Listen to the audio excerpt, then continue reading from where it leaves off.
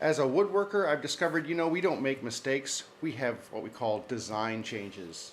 So that's what happened here. I screwed this up, so I had to make a design change. So anyway, you can see that this is actually a different piece of wood on the top as it is on the bottom. This is all oak, and this is actually ash up here. And what happened was I was cutting the 45-degree angle right here on my chop, and I cut it too high, so I cut right to the edge of the chop, to the top of it. And I was like, oh, that's okay, I'll just trim that off and make it flat. Well, I forgot that that actually made it shorter than the top of the table because I've already drilled the holes in it, so it had to be a specific height. So anyway, I came up with a little fix for that. Instead of just trashing the entire board, what I did was I cut this piece of ash, I kind of did a lap joint sort of thing right here, and now I have this larger section right here. It's just as tough. This is oak, this is ash, this is hard as rocks. So anyway, a little bit of a design change. I can live with it. It's not a big deal. It'll still work. But anyway, so that's where I'm at right now, is this little kind of funky lap joint right here. But I'm going to go ahead and get finished on this. I've got some sanding to do. I've got some edge routing to do. I've got an 1/8 inch round over bit that I'm going to run around the perimeter of this thing. And then I'm going to go ahead and stain this because I want to stain this so it basically is the same color as the legs, which is this stain color right here. I think it's a mahogany gel stain is what I'm going to use, and it actually comes out really nice on that oak. So I'm going to go ahead and get busy on this. It's about 25 degrees in the shop right now. It's really cold, so I'm going to do most of my work finishing this up, and then I'm going to take it inside to stain it because it's just too cold for the gel stain. So anyway, that's where I'm at right now. So let's go ahead and get started finishing this chop.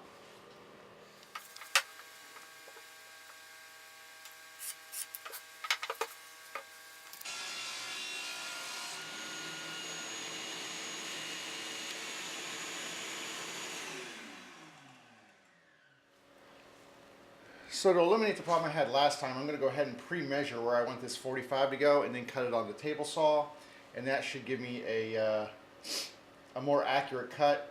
I used my compound miter saw the last time, and basically I just overshot the cut and went too deep. So this time I'm just going to take a little off using my 45 here. I'm going to make a line on here and measure it beforehand just so I know I'm not taking too much off. Okay, as always, I've got a little digital angle gauge right here, and it's magnetic, so I'm going to set that on my table, wait for it to hit 0. It's off just a little bit. I'm going to zero it out, and I'm going to raise my blade up all the way. Then I'm going to put this on the side, and then I'm going to go ahead and roll this back to 45, and that'll give me an accurate cut.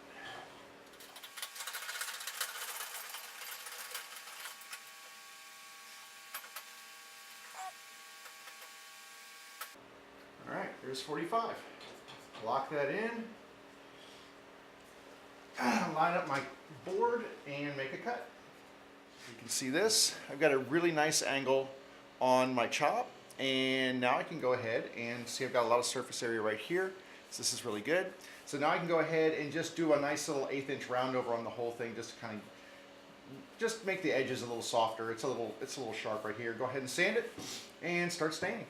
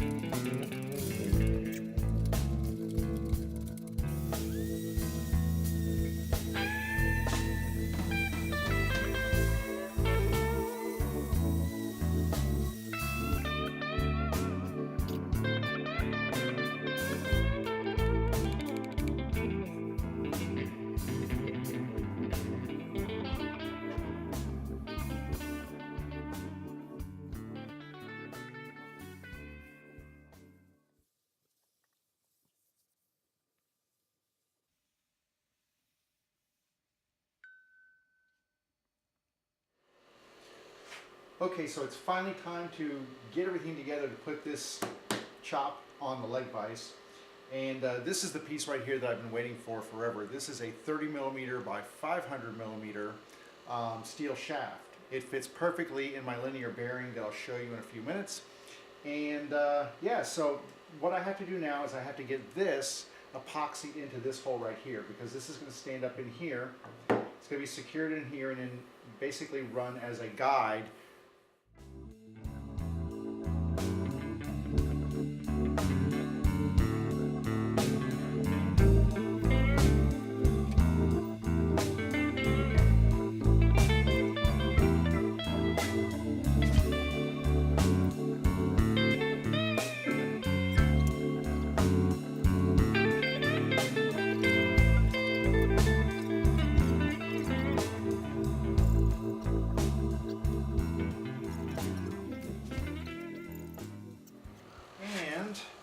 If I check it with my square, everything is very square. So what I'll do is after the epoxy starts to set up, I can take the clamps off. But I'll probably leave this set up for about 24 hours just to give this the best chance of being really solidly mounted in this chop. And then after that, I'll go ahead and start on some of the other stuff. While I'm waiting for my epoxy to cure, I might as well go ahead and take care of some other stuff. This is the business end of the Hovarder vise, and so I've already pre-drilled all the holes in the leg. I did that in an earlier video, and so now all I have to do is take the screws, put it in there into the pre-drilled holes. You can see that all the holes were pre-drilled, everything was marked and aligned so that this thing would be nice and straight in there, and all I have to do is put the screws in and drive them home. So I'm going to go ahead and take care of that.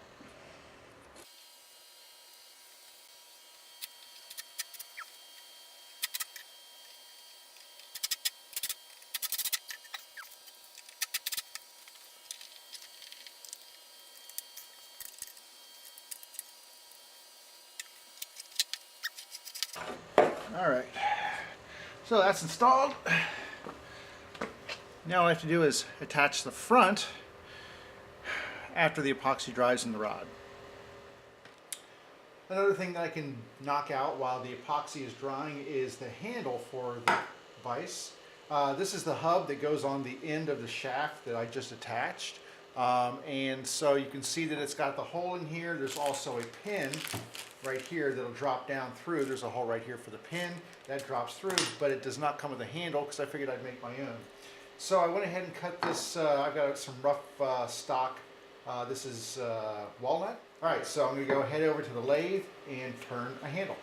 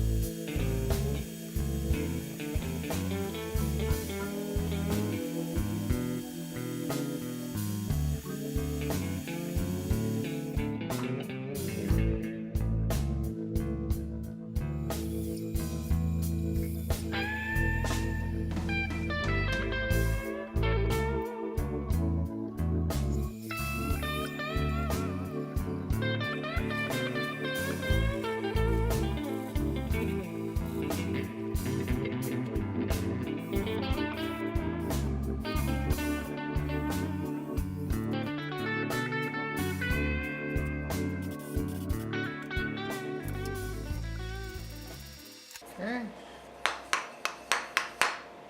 All right. So there's a pin right here, a hole for the pin. Here's the pin right here. And that's going to go down through the main assembly. So what I've got is the chop already inserted into the the vise fixture right here, and you can see that this is not attached right now, it just runs freely. The bottom, which is already epoxied in, runs freely in that little linear bearing down there. So what I'm going to do now is I'm going to fix this in place. I'm going to put this on. Let me come back up so you can see. So what I'm going to do is I'm going to put the hub right here on the end of the handle and affix it with this locking pin, and then I'm going to put the collar in place that goes on the back side, and then you'll be able to see how I lock that in place, and then we're just about done with the vise. So hang on just a second. Alright, to assemble this, what I need to do is pull this back off of that shaft, and then I have a shaft collar right here, and they give you a little hex key that fits in there. And so I've got a shaft collar that's going to go on first. Fit that in. And then I've got just a large washer right here, and the washer goes on next. Okay, then this whole assembly slides onto the chop like this. And then what I will do is affix the chop to this hub, which is basically got the handle on it. Now I'm not going to put, there's a locking ring to go on the bottom, I'm not going to put that on quite yet because there's another step involved. Okay, so with the hub locked on here and the pin and the washer on here, what I need to do is take this washer and collar and make sure it fits right inside that hole and goes all the way in as far as it'll go and seats against the wood inside. Okay, then I just take a little small, they say use a popsicle stick, I've just got a small little cut off piece of wood. I'm going to take that and clamp it right against that collar like this. And what that does is it allows me to pull this off, which I'm going to do right now. I'm going to pull this off, and then I can pull this chop out of here. And now I know exactly where I need to tighten this collar because it's flush against this stick right here. So all I'm going to do is take this hex key, and tighten this down. Get it super tight. There we go. Now I can take this off, and then I can reinsert this back on there and make sure I get it all inside the mechanism. Now I can take this and put this back on this way. Okay, weird. It wants to go in that way. So, all right. So I've got that in there. Now my my chop is ready to use. Put it in. Tighten it down. It's solid. So let's back up a little bit. Zoom out a little bit. Let's see if we can. So the way this works is it's basically a quick release vise. There's no gears. There's no threads. All you do, pull the vise out, and I'm completely unprepared because I don't have a piece of wood. But here we go. There's a piece of wood right here. And I'm going to take this, push it in, turn the handle, and that's locked in. It doesn't move. I mean, it's just really cool. When I saw this, I was really excited about it because it's kind of like the best of both worlds. You get a quick release and you get the leg vise. So there you go. And then to release, turn the handle up, goes like that, slide it in. There we go. It's all good. So all I have to do now is put some of my shelf liner, the cork shelf liner in here, and then I'm going to start cutting some dog holes. All right, so let's get going on that.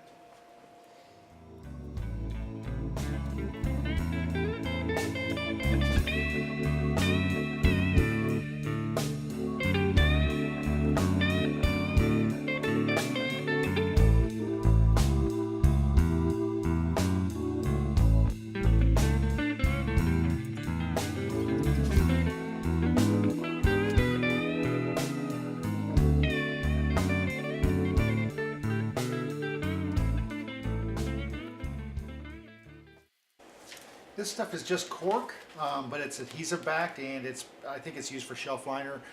It's really great for inside of vice jaws and things like that. So I'll put a link at the bottom of the video so you guys can find this if you want some, because it's pretty handy stuff and it works really well inside of a vise. All right, here we go.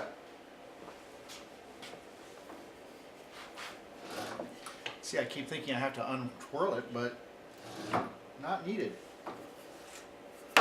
It won't move. I mean, I can get a little bit of that way,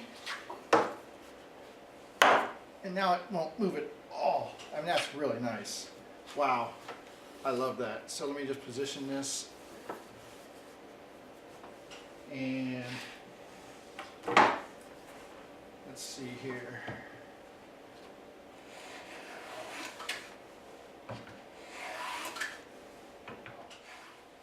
It is really nice, works great, and I am thrilled. All right. Okay, it's time to drill some dog holes in this thing, and I gave it a lot of thought as to how I wanted to do this. I was going to try maybe to get a 3/4 up spiral bit for a my plunge router. Those things are incredibly expensive, by the way. And so it just didn't seem like the right way to go. So I poked around on YouTube a little bit, saw a couple of different ways that people were drilling holes, and what I finally ended up with was this. It's basically just a simple little jig, and it has a hook on one side, basically to fit over the edge of the bench. And then I've got one hole drilled into this. This is just basically a piece of hardboard. And secured to the hardboard, I have this very hard, thick piece of oak on here. And what I did was I drilled a 3/4 inch hole in here, and I drilled a 3/4 inch hole in here. This block right here is the one that I'm going to use to stabilize and keep my hole straight. This one is going to give me the accurate spacing. So in addition to these, I just quickly turned this on my lathe. It's just a piece of walnut. But I turned it to 3/4 of an inch. So this will actually slide in when I've drilled one hole. I'll slide this in. That will secure it into that hole, and the hook will hold it against the side. And then I'll drill down through this hole, and then just keep moving on down the line. But that gives me accurate and even spacing all the way down the line. To do this, I actually found this at Woodcraft. This is made by Fish. It's a brad point drill bit, but it's a 3/4 inch Brad point drill bit. And it's not a Brad Pitt drill point. No, it's a Brad point drill bit, and it's 3/4 of an inch. I had already drilled these with a Forstner bit, but this actually fits perfectly right inside there. So the only thing that I need to do now is put this into my drill. Now, I can't use a hand drill. Like, I've got this little 12-volt Makita thing, which is fine for most of the stuff I do around the shop. But for something that is big and beefy as this, I'm going to turn to my Porter cable. This thing it's corded, and it's a beast. I mean, it'll drill through anything.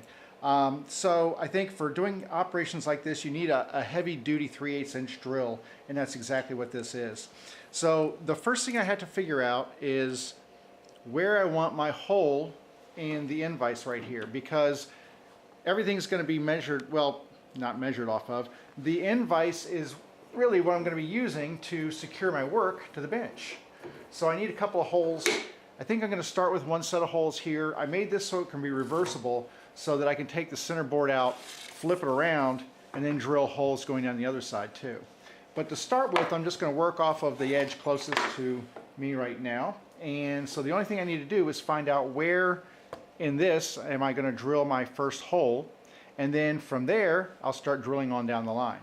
So let's go ahead and drill a hole in the end vise here, in the wooden jaw, and then we'll move on.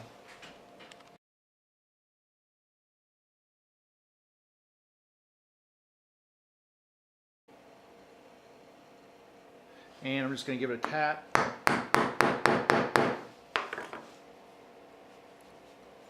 Okay, and that just gives me a good starting point. I'm going to use my drill guide right here. Now I can't hook into anything, but it will at least get me going straight. And now I'll just hold it tight. Maybe I'll clamp it down to the surface. So I'm going to go ahead and find my center point that I just made.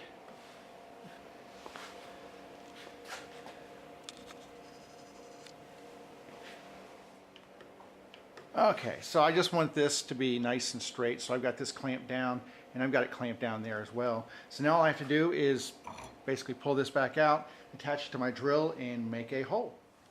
Okay, so I've got my, my very large drill bit in my drill, and I went ahead and put a piece of tape on here. I masked out as much as I think I need to go down into that, that jaw for that vise, because I'm only going to be using something like this as a bench dog, so I don't need to go all the way through like I'm going to be doing on the table. So I didn't want to drill all the way down, so I'm going to go ahead and just drill this far to start with, see how that works out. So let's go ahead and give this a run here.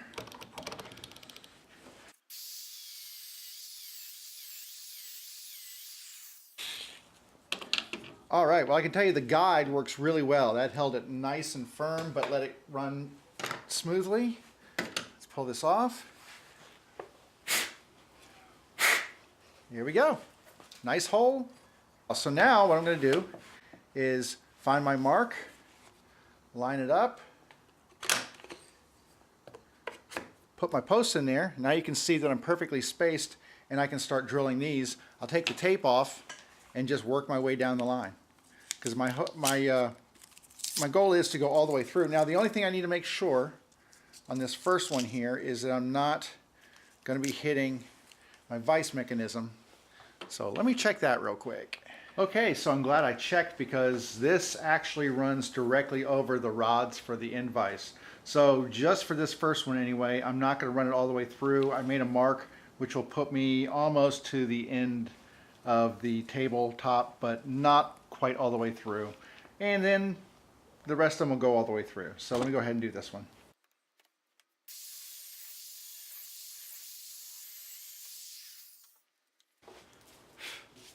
All right, that's some messy stuff right there. But here we go. Next one's in line, and we're ready to just keep rolling on down.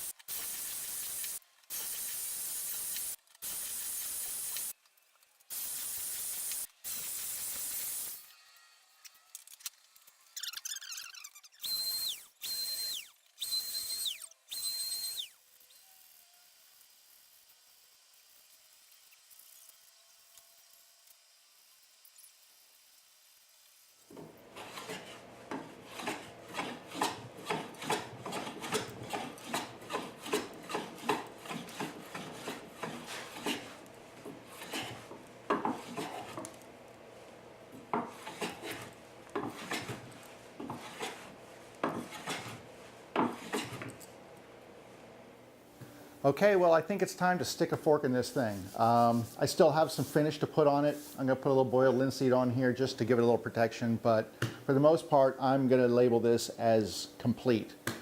This bench knocked off a lot of little things on my list of what I wanted in a bench. I wanted more clamping solutions, and the leg vise completely satisfies that, along with the end vise that I put in. Those two solutions give me all the clamping options that I need. And included in that, I mean, I've got the center board section that gives me alternate clamping, because I can clamp to the surface. I can put a clamp from, I can take the board out, run a clamp through the middle of the table, clamp a board down to the table, and I'm good to go. So this gives me a lot of options right here, and I'm really, really happy with that. As far as the leg vise goes, I'm super thrilled with the Hovarder leg vise. I know that a couple people have asked me what I think about it. It's not going to be for everybody, but for me, this is the best solution. It did not cost me as much as, say, maybe the Bench Crafted or the Lake Erie solutions did. It's a quick vise, which is something that I really like. You can pull it open, stick your work in there, spin the handle a couple times, and you're locked in. So I really, really dig that. The install was super easy on it. And from a money standpoint, not nearly as expensive. The end vise, which I gave a lot of thought to as well. I was thinking maybe a tail vise or something like that, a wagon vise. I just went with a simple Yoast 9-inch. They call it a front vise. I made it an end vise, and not upset with that either. I mean, it's really simple. I put a dog hole in it, and I use that in conjunction with the other dog holes that I made, and it's great. I've tested it out. I can hold material down to the table and plane on it and do other things to it. So that ticks that little need right off the list as well. The center section here, I like the center board. I like that I can do this and stick my tools in there. Some people have said, oh, that's a mistake and you're not gonna like it. You know what, everybody's workbench is their own, and so you should do what you want and make it the way you want it. And I've done that on this. I've had a lot of changes throughout the time. I've made changes to my original thoughts and designs. I didn't have anything on paper per se, but I had an idea when I started out. And this is pretty darn close to what I had in my head with a change here and there. And I am totally thrilled with the way it came out, and I think this is gonna serve me well for a long time to come. So if you've been watching the whole journey, I really appreciate it. I started this back in October. It's now almost the end of January. So it's been a long time getting to this point. And I appreciate you watching. I appreciate the comments. I appreciate the feedback. And if you have any more, please add it to the end of this video. I really appreciate it. Also, if you'd hit the subscribe button, that would be fantastic. I'd really like that. And be sure to stay tuned and check out my other videos. I have things coming out. I've got a lot of projects planned, and I'll be sure to post those online as well. So thanks a lot. Have a great day. Thanks for watching.